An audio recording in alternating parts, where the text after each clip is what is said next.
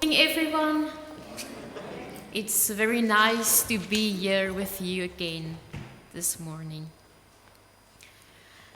When I looked at the themes for the Sunday, there was something that caught my interest. And it was the theme of what are the consequences of our actions. And it made me think about the questions that people never stopped debating throughout the centuries. Questions like, are the bad things that happen to me a punishment for my sins? Do people get what they deserve? Why do people who do bad things often prosper while good people often experience adversity? And thus God introduced suffering into our lives so that good results will come about. Recently, with all the things that happened with COVID, these kind of questions got a lot of attention. There were hundreds, if not thousands, WhatsApp messages and Facebook posts going around about the discussion. Did God send COVID? Is COVID a way of God to punish us for our sins? Or is it his way to send humanity a message? Sometimes, well-meaning Christians try to give answers to these questions according to their understanding of God. But often, the answers they give result in confusion and even more questions. And then some people may decide that it is impossible to love or to worship the kind of God who is portrayed by these answers.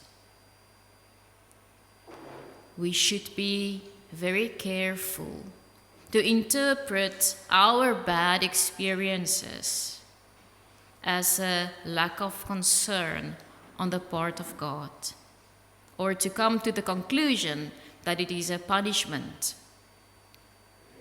Because the Bible communicates no message with more certainty than God's displeasure with the current state of humanity and creation.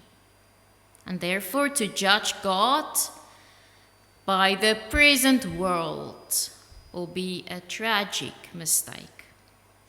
I think it's very dangerous to look for God's message in a specific thing that happens, because our limited perspective can distort reality. And the message may simply be that we live in a broken world with fixed laws, like everyone else. And hardship is part and parcel of our planet, and Christians are not exempt. But what we do know is that when we experience suffering, is the fact that God is in us, not in the things that hurt us. We can safely say that God can bring good out of evil, but we cannot say that God brings about evil in hopes of producing good. Now, for me, one of the places in the Bible that deals best with these kind of questions is the book of Job. Job's protest was the same as many people's throughout the centuries. He experienced suffering and he concluded that he was being punished. He wanted to know why. And Job's friends responded with the argument of divine retribution. The people of those days drew a direct line between suffering and God's punishment. They believed that suffering was the natural consequence of sin, and therefore Job must have sinned, and therefore he deserved the suffering. And I think if we only had Job chapter 3 to 37, which is the arguments of Job's friends, many people would judge them as the heroes. Simply because their arguments are still being sounded in many Christian churches. To truly grasp the timelessness of this Bible book, consider their arguments in light of contemporary thinking. Ask any hospitalized Christian whether he or she has heard the suggestion that God sends sickness as punishment for sins. The most vigorous assertion of Job's friends that God makes good men prosper and evil men stumble, I hear virtually every time I watch religious television. Those programs say little about Job's kind of faith. Faith that perseveres even when nothing works out. Job's friends persuasively argued that he deserved punishment. But Job just couldn't understand, and he longed for a personal explanation from God himself.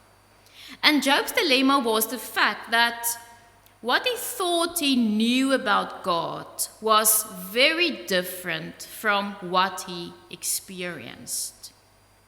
And these most personal emotions of Job are actually very universal.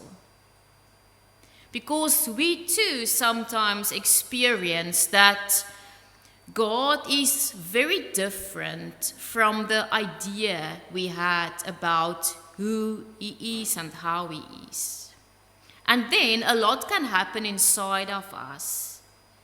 We can start to doubt the existence of God, or we can doubt whether the things we always believed about him are the truth. Now, C.S. Lewis said that for him the real danger was not to stop believing in God. He said the real danger is of becoming to believe such dreadful things about him.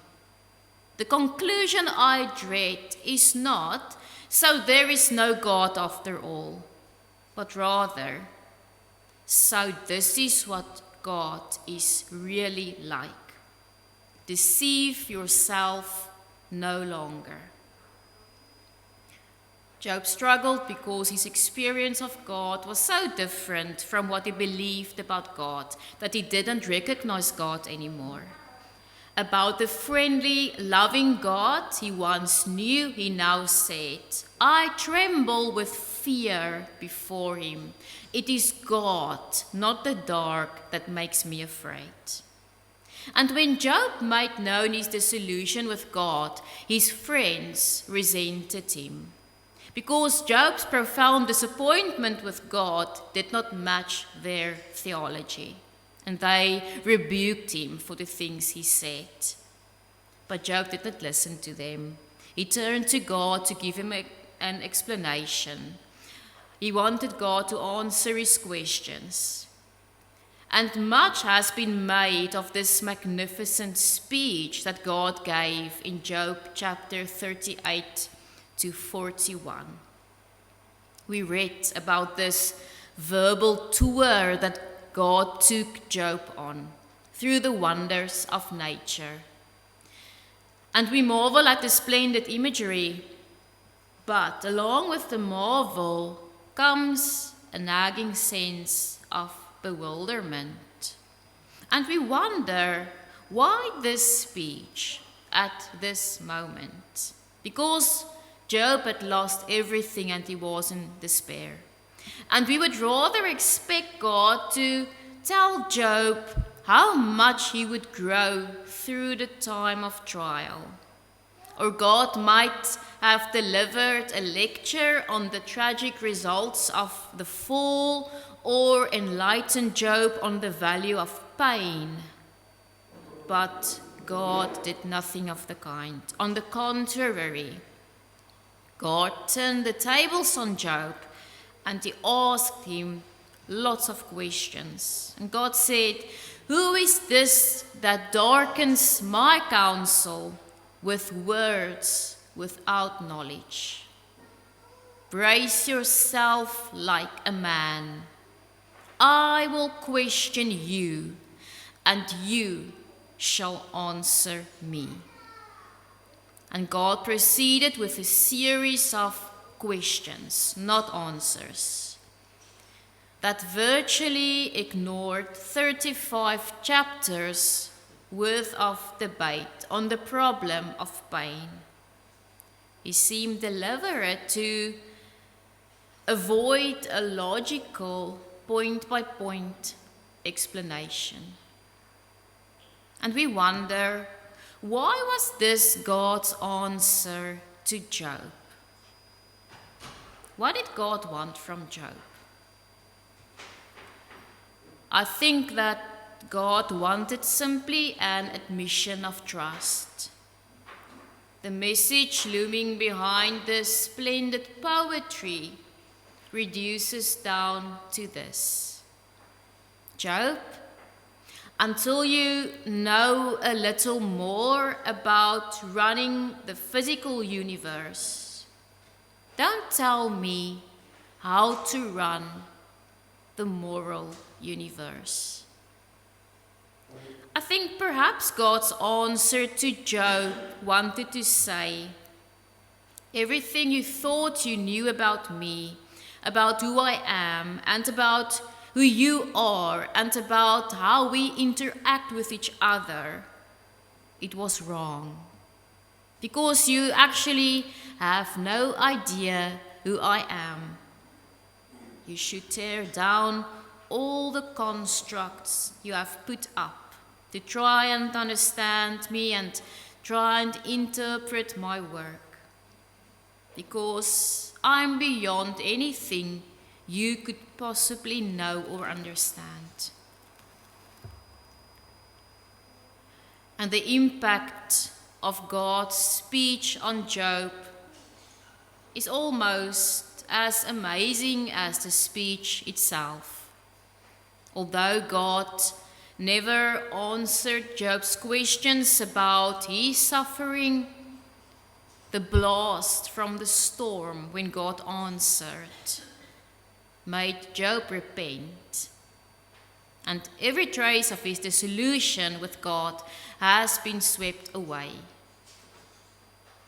But although Job was more than satisfied with God's appearance, I think for us today, this evasive reply of God can create as many problems as it solves.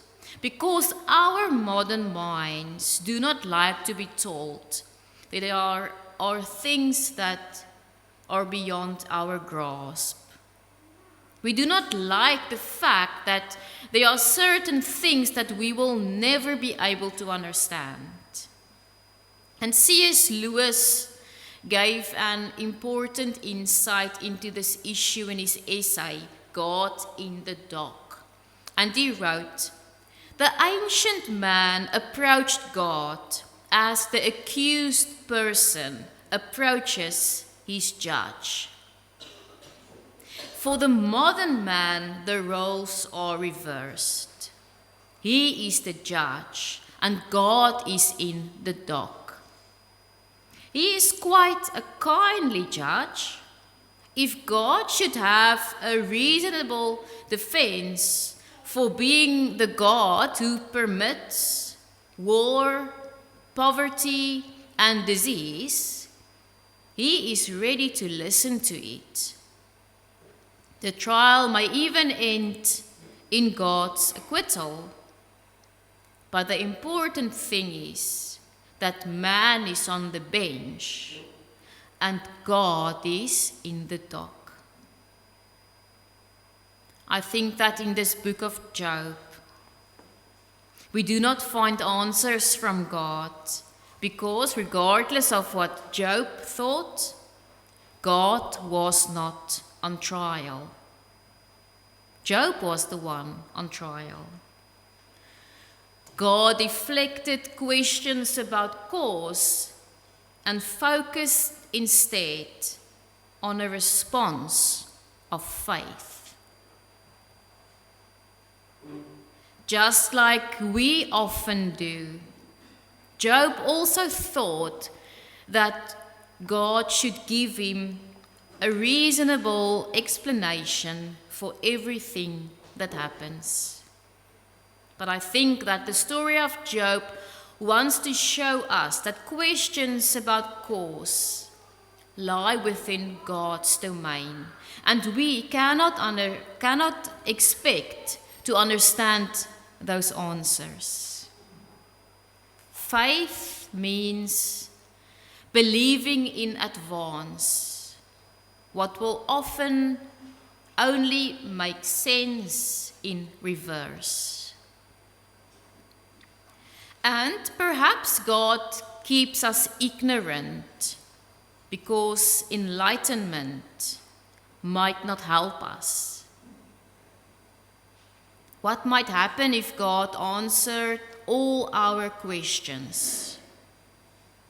We assume that we would bear suffering better if we only knew the reason behind it.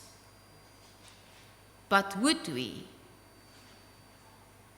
I think that knowing the cause will do nothing to alleviate the suffering or the feelings of despair, because knowledge is passive, it's intellectual, while suffering is active and it's personal. And I think that no intellectual answer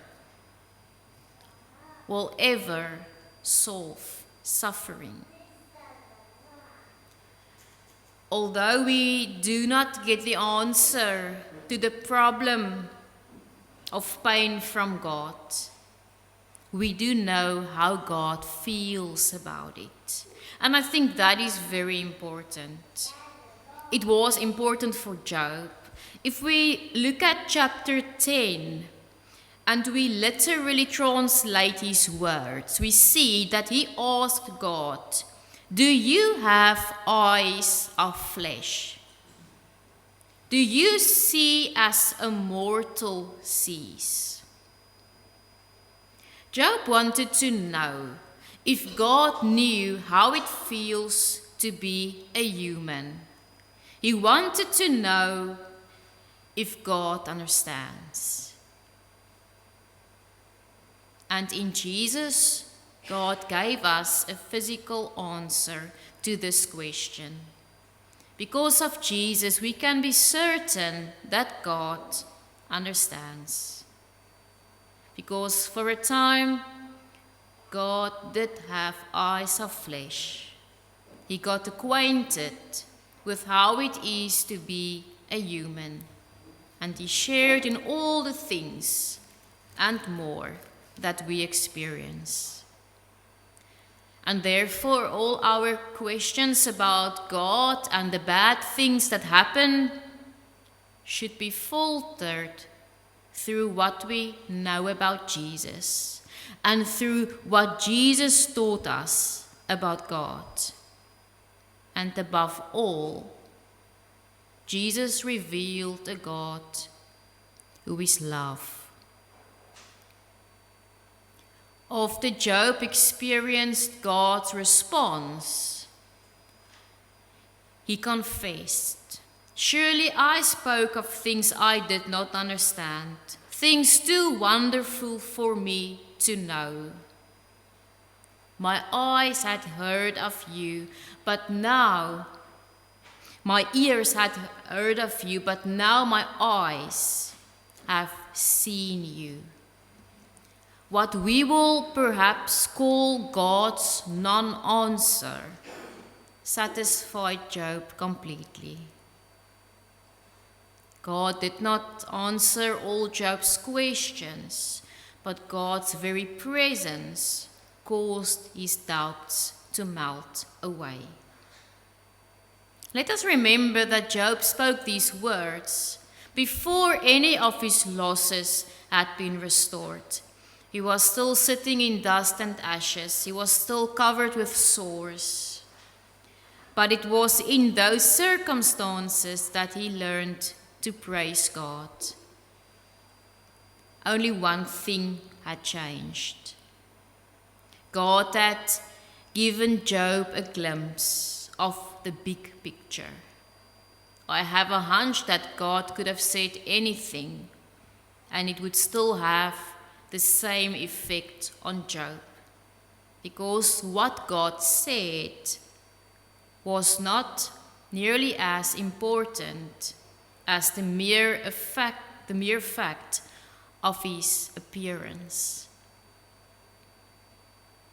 Thousands of years later, Job's questions have not gone away.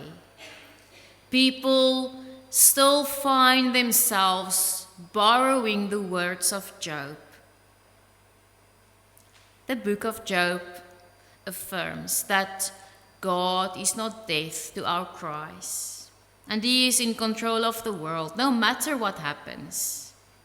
And Job learned that God cared about him intimately, and that seemed enough. The book of Proverbs teaches us, the fear of the Lord is the beginning of wisdom. Having a healthy perspective and understanding where it is that we fit into the larger plan of God's creation is the beginning of understanding what it is that God requires of us. Job got an invitation to trust God, and that invitation is extended to you and me too. May we trust God. May we trust that God, who is wise enough to rule the universe, is also wise enough to watch over his children, regardless of how things seem in the bleakest moments. This knowledge was enough for Job, and may it also be enough for us. Amen.